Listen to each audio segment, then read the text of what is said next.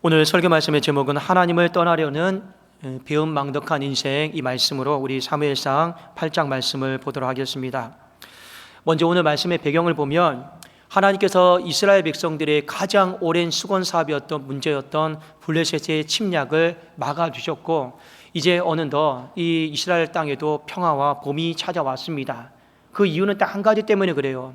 하나님이 블레셋을 막아주셨기 때문에 그래요. 그리고 하나님이 이스라엘을 울타리 쳐주시고 보호해 주셨기 때문에 이스라엘 백성들 안에 평화와 안식과, 소위 말하면 이제 좀 숨 돌릴만 하다, 이제 좀 여유가 생긴 거예요.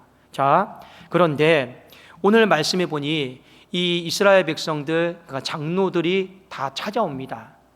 여러분들, 이스라엘 백성들이 각 지파들마다 회의를 했겠죠. 그리고 장로들을 대표해서 모든 이스라엘 땅에 있는 장로들이 다 찾아와서 이제 사무엘에게 이렇게 이야기를 합니다. 사무엘은 늙었고 당신의 아들들은 당신의 행위를 따르지 않습니다. 그러니까 첫 마디가 그거였습니다. 여러분들, 사무엘의 입장을 한번 잘 생각을 해보십시오. 기분이 좋을까요? 안 좋을까요? 무슨 내용인지는 모르겠지만 안 좋은 이야기를 꺼내려고 하는 것 같습니다. 당신은 늙었고 당신의 아들들은 당신을 따르지 않습니다. 여러분, 사무엘상에 보면 엘리 제사장이 나옵니다. 이 엘리 제사장에게도 두 아들이 있어요. 홈리와 비느하스가 있고, 그리고 또 사무엘에게도 두 아들이 있습니다. 성경에 여러분 나와 있죠. 장자의 이름은 요엘이고 차자의 이름은 아비야입니다. 이게 나와 있는데, 제가 사무엘의 아들들을 옹호하려고 하는 생각은 없습니다. 그런데 동시대에 살았었던 이 엘리 제사장의 아들들과 사무엘의 아들들을 보면 그래도 사무엘의 아들들은 양반이에요. 양반입니다.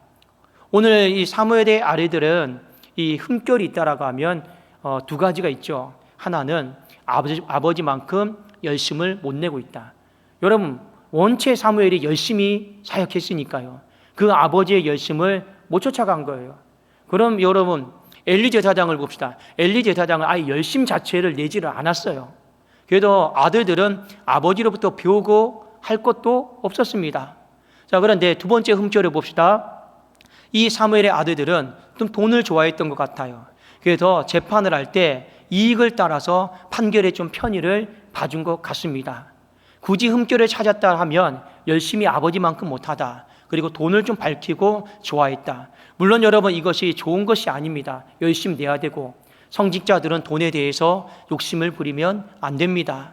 자, 그런데 엘리 제사장의 아들들을 보십시다. 이들은요, 이 돈에 대한 욕심뿐만 아니라 열심도 없었고, 성소를 더럽혔고, 예배와 제사를 멸시했고, 여러분 온갖 더러운 것들은 다 성전 안에서 행했단 말입니다.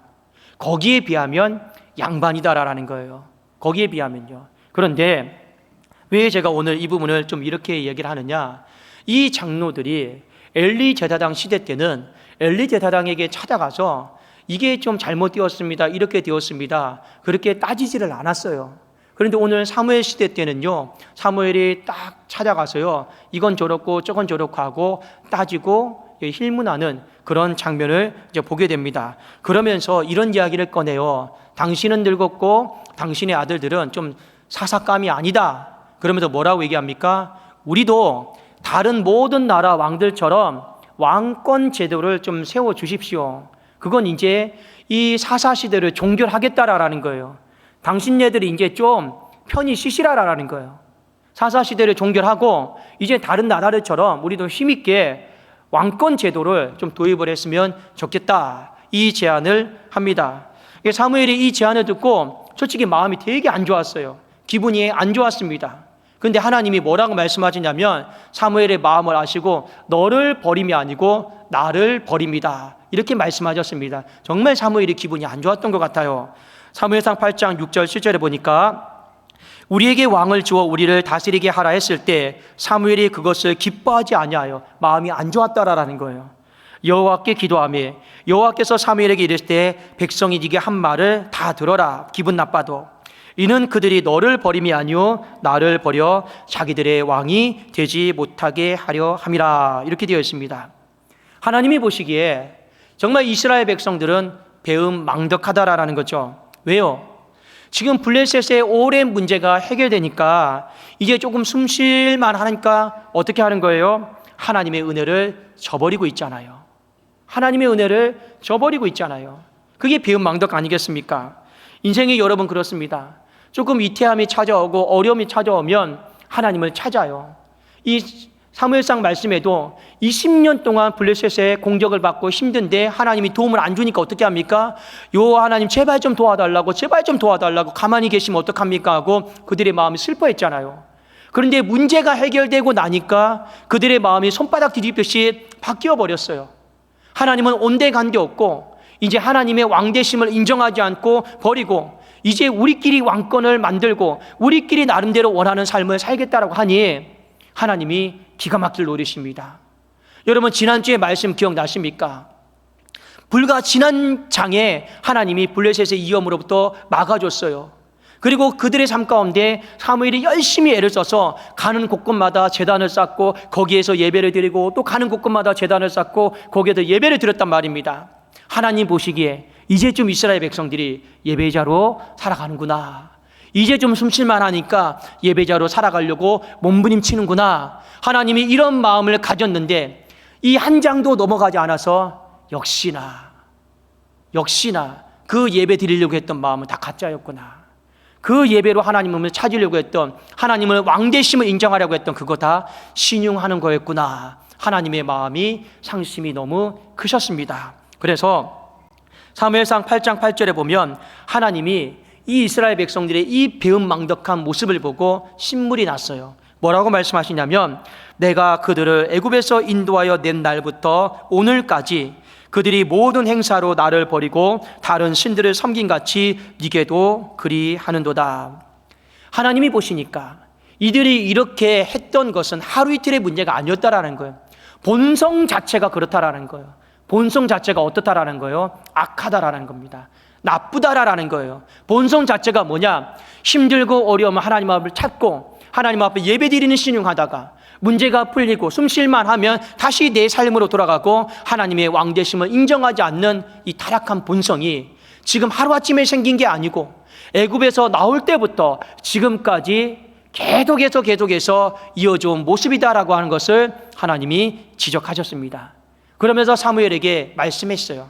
10절부터 20절까지 내용을 알려줘라. 그 내용이 무엇이냐면 왕권 제도가 생기게 되면 이러해서 좀 불편해질 겁니다. 왕권 제도가 생기게 되면 이런 상황이 돼서 지금보다 더 힘들 텐데 하고 알려주라고 했어요. 그 내용들이 10절부터 20절까지 나옵니다. 자, 그 내용을 요약하면 이렇습니다. 더 많은 세금을 낼 것입니다. 더 많은 세금을 낼 것입니다. 더 많은 간섭을 받을 겁니다. 더 많은 노동력의 착취가 있을 것입니다. 지금은 전쟁이 벌어지면 자원하는 마음으로 전쟁에 나가도 되고 안 나가도 됐어요. 그러나 왕권 제도가 생기면 이제는 전쟁은 선택이 아닙니다. 이제는 무조건 나가야 되고 안 나가면 벌 받습니다. 법적으로 다스림을 받습니다.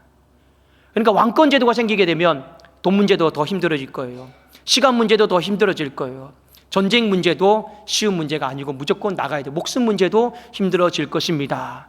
하나님이 그들이 보지 못했던 이 왕권 제도의 실상에 대해서 19절에 걸쳐 말씀을 하셨습니다. 자, 그럼에도 불구하고 이스라엘 백성들은 어떻게 했을까요? 듣자마자 그래도 왕을 세워달라고 간청했습니다. 이유는 딱 한 가지예요. 이유는 뭡니까? 하나님이 우리의 삶의 왕됨을 원치를 않았어요. 그냥 우리가 좀 다스리고 싶었던 거예요. 우리가 좀 마음대로 시간을 쓰고 우리가 마음대로 무언가 해보고 싶었던 거예요. 하나님이 왕이 되면 뭡니까? 하나님의 다스림을 받아야 되잖아요. 근데 그 다스림을 여러분 행복이다라고 생각해야 됩니다. 여러분 오늘 예배드리는 우리 권속들 안에 자녀도 있을 겁니다. 부모가 자녀에게 이런저런 이야기를 하죠. 간섭이라고 생각하시면 안 됩니다. 다스림이에요. 그 다스림을 은혜로 생각하고 행복으로 생각하면 정말 좋아요. 근데 많은 사람들이 그 다스림을 간섭으로 생각해요. 그리고 행복으로 생각하지 않고 그냥 내가 좀 내 삶을 좀 알아서 살 건데 왜 자꾸 부모님이 개입하시려고 합니까? 끼어들려고 하십니까? 나도 내가 다 알아서 합니다. 그런 이야기를 해요. 여러분, 저도 나이가 이제 40대 후반을 이제 들어서고 있습니다. 지금도요, 어머니 댁에 가면 어머니가 저에게 청년 때처럼, 어린아이 때처럼 이건 이렇게 해라, 이건 저렇게 해라, 이건 또 이렇게 해라, 저렇게 해라 자꾸 말씀을 하세요. 가끔은 그런 생각이 들어요. 어머니, 저 한 교회를 맡고 있는 담임 목사입니다. 제가 어머니에게 이런 이야기를 조언을 듣고, 소위 말하면 세상 말로 말하면 그런 짬밥은 아니에요 어머니, 이런 마음이 들 때가 있어요. 왜 아직도 제가 다 컸는데 어린 아이를 다루듯이 어머니 그렇게 또 말씀하십니까? 이런 마음이 들 때 있어요. 그런데요, 어머니가 이렇게 말씀하시고 저렇게 말씀하시면 그걸 다 받아들여요. 저는 간섭이라 생각하고 싶지 않아요. 행복이라고 생각하고 싶어요. 왜요? 부모 마음은요, 자녀를 향해서 악한 마음이 없거든요. 잘 되기를 바라는 마음. 그래도 여러분 또 나가면 지금도 그래요. 제가 어연히 알아서 차 운전해서 잘 가겠습니까? 꼭 밑에까지 내려와서 차 잘 가는 것 보고 조심해라, 조심해라. 그게요, 간섭입니까? 행복이에요. 사랑하는 마음이에요. 아껴주는 마음이죠. 하나님이 왕이 되셔서 우리의 삶을 다스리는 것도 똑같습니다. 계명을 지켜라, 이렇게 살아야 된다, 또 이렇게 구별해야 된다. 간섭으로 생각하면 답이 안 나오죠. 그러나 그것이 간섭이 아니고 좋은 다스림이고 행복 아니겠습니까? 그런데 이스라엘 백성들은 간섭으로 생각했어요. 그리고 더 이상 그 간섭을 받기 싫었고, 내가 왕이 되어서 내 삶을 나름대로 멋지게 한번 계획해서 다스리고 싶었습니다. 자, 다시 한번 사무엘상 8장 7절 8절에 보면 그들의 본심이 나와요. 제가 한번 읽어드릴게요. 여호와께서 사무엘에게 이르시되 백성이 네게 한 말을 다 들으라. 이는 그들이 너를 버림이 아니요 나를 버려 자기들의 왕이 되지 못하게 함이니라. 내가 그들을 애굽에서 인도하여 낸 날부터 오늘까지 그들이 모든 행사로 나를 버리고 다른 신들을 섬긴 같이 내게도 그리하는도다. 단순히 왕을 세우고 안 세우고 그 문제가 아니에요. 그들의 마음에 하나님의 타락한 본성을 지적하고 계시는 겁니다. 여기까지 와서 보니까 이 장로들이 처음에 사무엘을 찾아와서 나이 이야기하죠. 늙지 않았습니까? 자녀들을 흠결 얘기하죠. 그 얘기가 본론이 아니고 그건 구실이었던 것뿐이에요. 구실이었어요.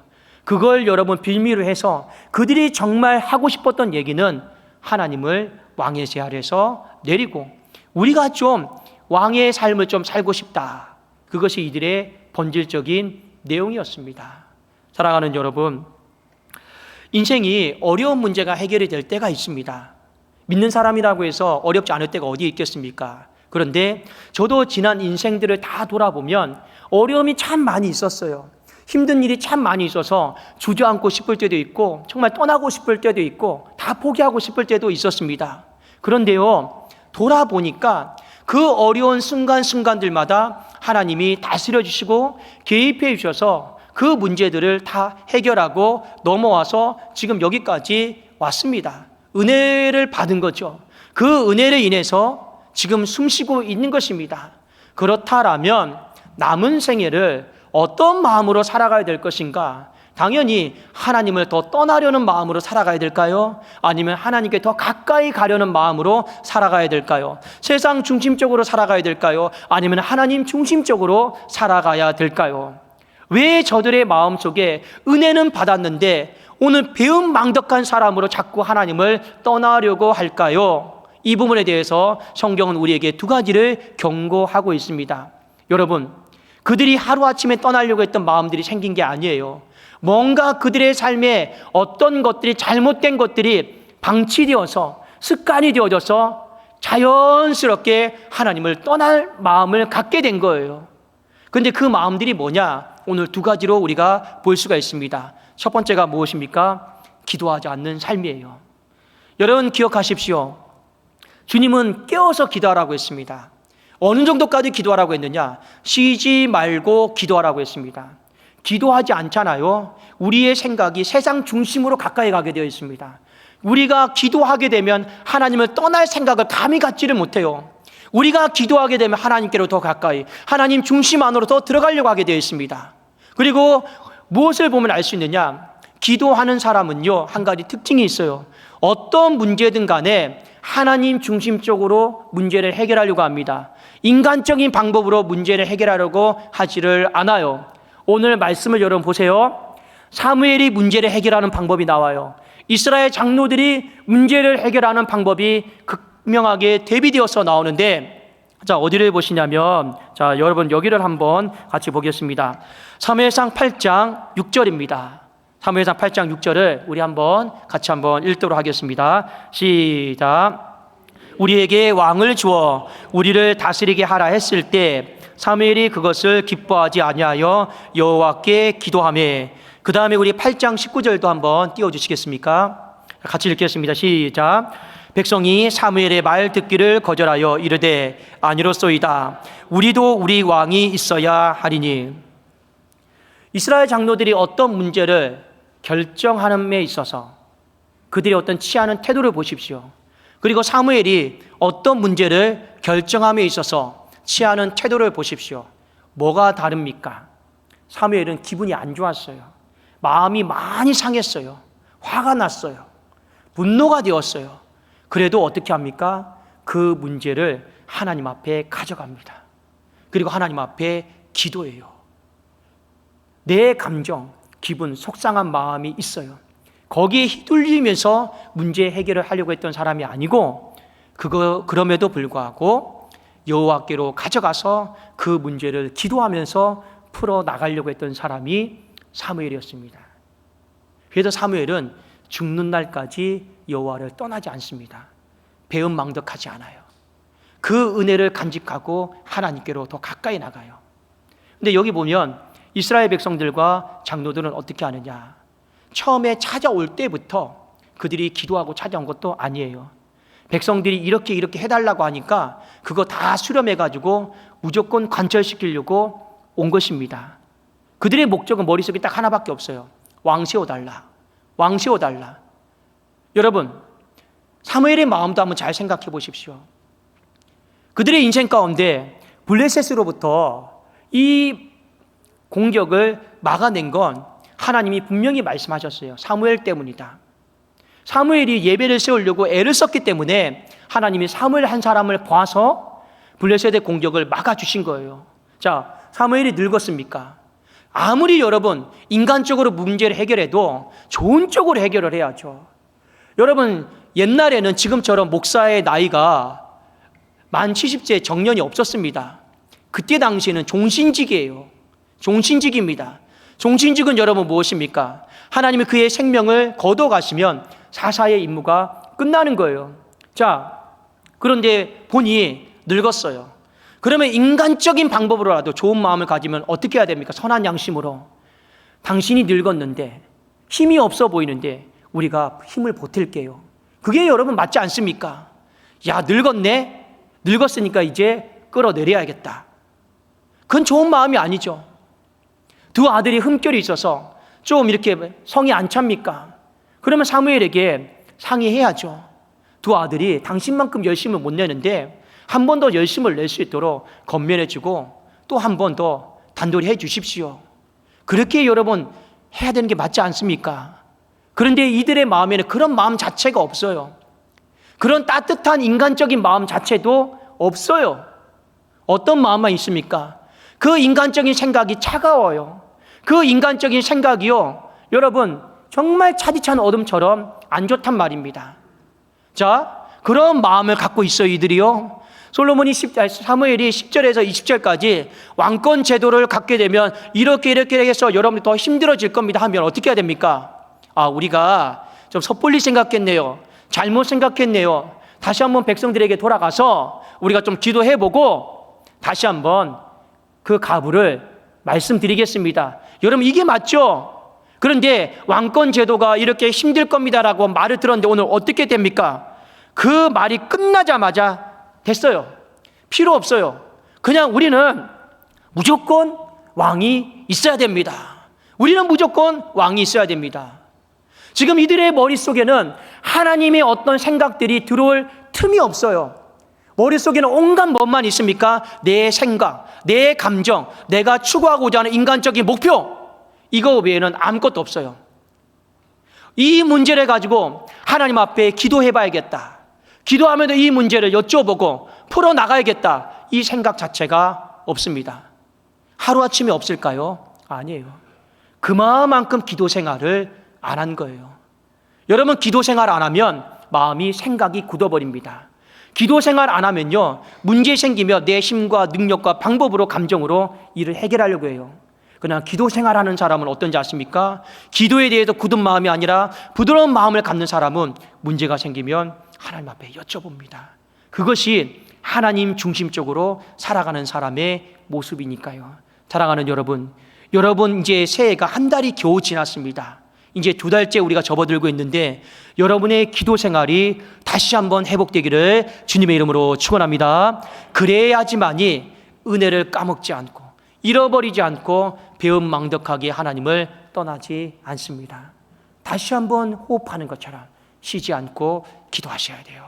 2번째, 여러분, 우리가 하나님의 은혜를 앞에서 떠나지 않고 배은망덕한 인생이 되지 않으려면 여러분, 예배자의 삶을 다시 한번 회복하세요. 여러분, 예배다라고 하는 거 지난 시간에 말씀드렸죠. 시간 맞춰서 앉아서 있는 게 예배가 아닙니다. 여러분들이 집의 문을 나설 때부터 이런 마음을 가지고 예배자의 자리로 나오십시오. 예배는 무엇이냐? 하나님이 왕이심을 인정하고 그 왕의 다스림을요, 내가 받아들이겠습니다라고 하는 공적인 신앙의 고백이에요. 그게 예배입니다. 그런 마음을 갖고 집을 나서세요.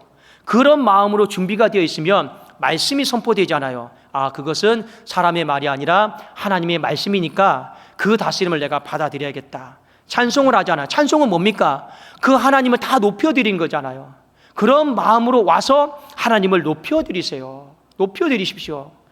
우리가 회복해야 될 예배는 바로 그런 예배입니다.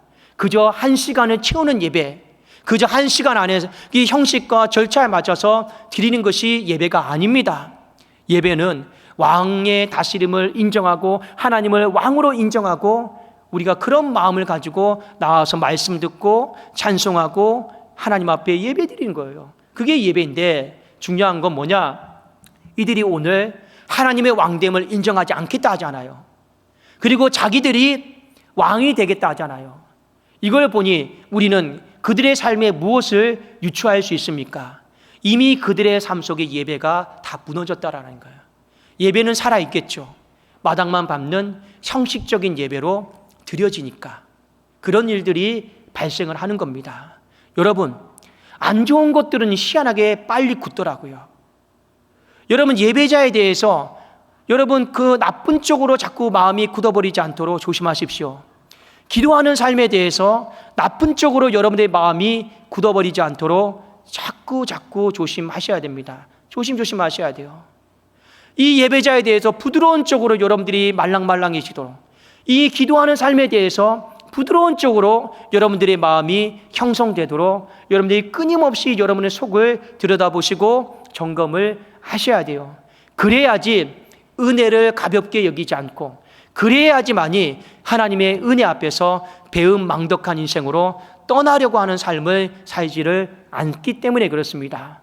여러분, 배은망덕이다라고 하는 사자성어가 있는데 이 단어가 좀 유래한 어떤 유래가 있습니다. 이 유래에 대해서 제가 잠깐 말씀을 좀 드릴게요. 옛날에 어떤 한 아이가 있었습니다. 어릴 때 부모님을 여의었어요. 그래서 이 아이가 아무도 돌봐줄 사람이 없으니까 어느 집에 가서 제발 찬밥이라도 내게 좀 주시면 어떻습니까 하고 구걸을 했습니다. 근데 그 집주인이요, 이 아이가 너무 불쌍해가지고 따뜻한 밥을 줬어요. 근데 이 아이가 그 밥을 먹는 모습이 너무 불쌍하고 하니까 너 이리 들어와. 우리 집에서 머슴이라도 사라. 그래서요, 어떻게 했느냐, 이 대문간 옆에 행랑치를 하나 줬어요. 너 집 지키면서 머슴살이해. 그리고 내가 농사 짓는 방법도 알려줄 테니까 농사 잘 배워. 근데 나중에 이 아이가 컸어요. 근데 외로워 보여요. 내가 결혼도 시켜줄게. 그래서 가정을 이루게 해 주었습니다. 근데 문제는 어느 날 발생을 했습니다.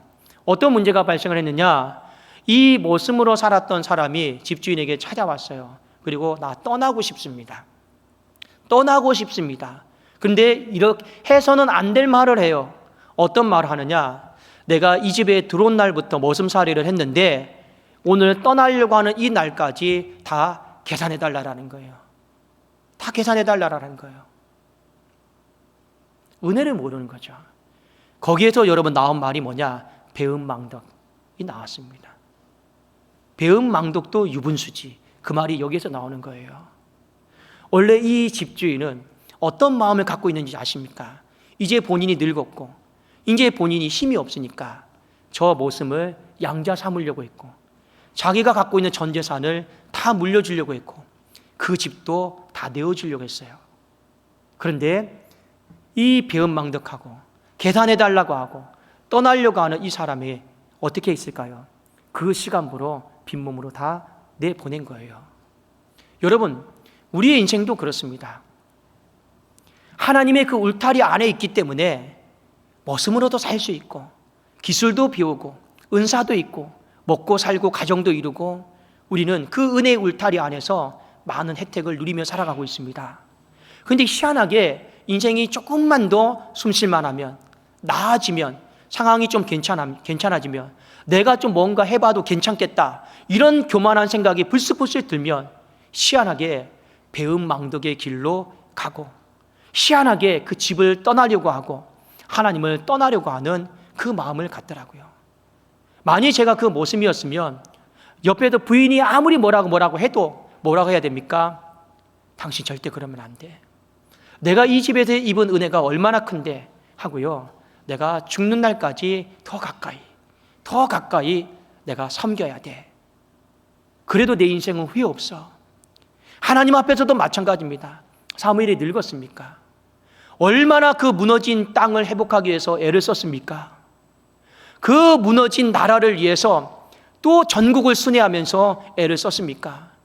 근데 어떻게 감히 사무엘에게 가서 당신은 늙었고 당신의 아들들은 당신만큼 열심을 못 내니 그걸 구실을 삼아서 우리는 이제 하나님을 떠나겠습니다. 그 떠나게 되는 구실은 당신이 제공한 것입니다. 어떻게 이런 식으로 얘기하고 말하면서 이 일을 이렇게 만들어 갈 수 있을까요? 그러니까 사무엘의 마음이 얼마나 아프면 하나님도 그 아픈 마음을 보시고 너를 버린 게 아니고 나를 버린 거니 너 그 너무 마음에 속상해하지 말라라고 하나님이 이루하셨겠냐라는 거예요. 사랑하는 여러분, 저도 그래요.